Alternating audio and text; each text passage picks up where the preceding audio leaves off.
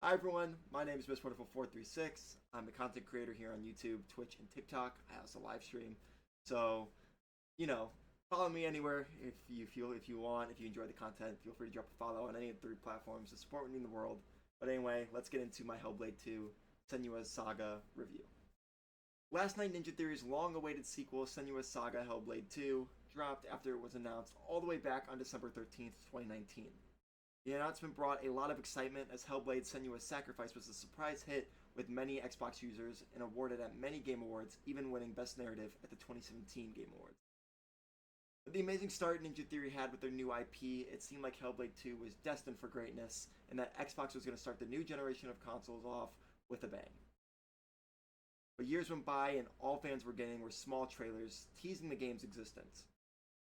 That was until last year's Game Awards, where a full trailer of the game was revealed and fans knew that in 2024 Hellblade 2 would be dropping.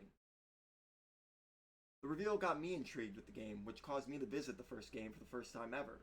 I enjoyed my experience a lot and think that game is a genre-defining game that uses sound as an extension of the story and creates a unique world and protagonist to explore. Again, it all seemed like Ninja Theory was putting themselves in prime position to hit the sequel out of the park.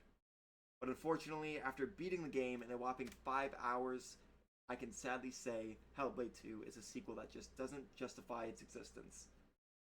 I also want to preface here, before I move on, that this game is a $50 game. Unless you have Xbox Game Pass, you get it for the $15 whatever it is subscription, which is how I played it on launch. But for $50, I will say right here, right now, I do not recommend buying it for $50. Wait for it's on sale. It justifies the $30 price range, in my opinion. But anyway, don't get me wrong, it's still a solid game and experience, but when playing it, I just couldn't get behind the idea that Hellblade 1 needed a sequel. The first game's cliffhanger ending left many confused, but when looking back on it, after playing this game, the first game's ending seemed perfect for the story it set out to tell. The first game is a mess and very complicated, causing you to really pay attention to each drop of information given to you throughout Senua's story. The way she deals with grief is also something they did so beautifully, and I don't really think it could have been surpassed with any other story in the future.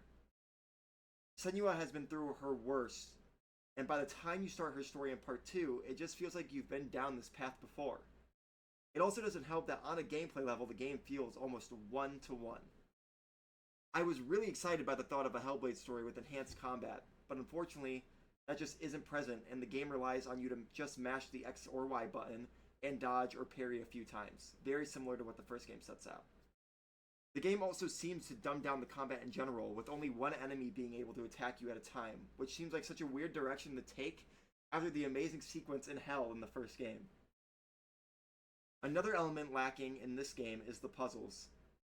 They aren't changed in the slightest and have been made easier.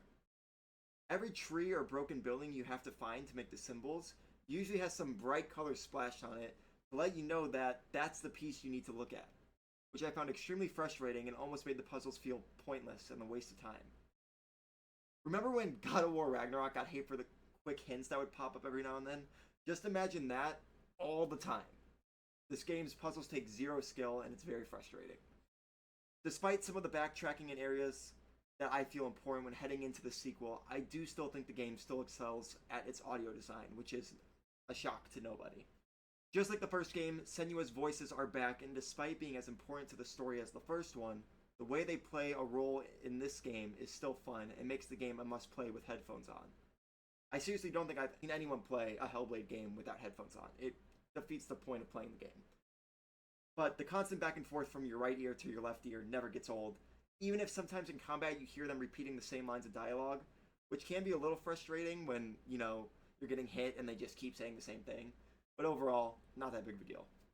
The performances are also top notch, and Melina Juergens is still giving her absolute all to Senua. In combat, she will let out this blood-curdling scream that sounds like it is actually painful, and there are some cutscenes where if she wasn't in it at all, the cutscene would take a massive dip in quality. The addition of a supporting cast is also a cool thing to see in the sequel. Even if most of the supporting characters seem extremely hollow, there is one character they go out of their way to fully give an arc that means something when the game ends, even if it's a little bit predictable.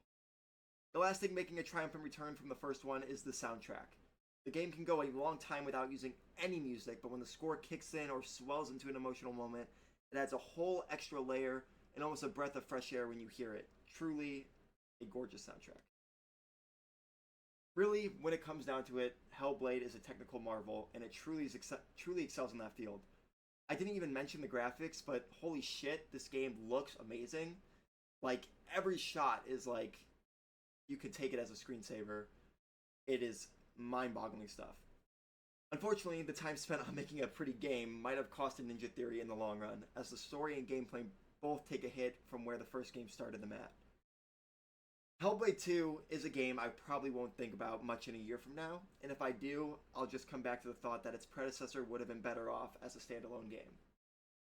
Senua's Saga Hellblade 2 is a 6 out of 10. Hello everyone, thank you so much for watching. If you liked the review, or if you disagreed, I'd love to hear your responses in the comments below.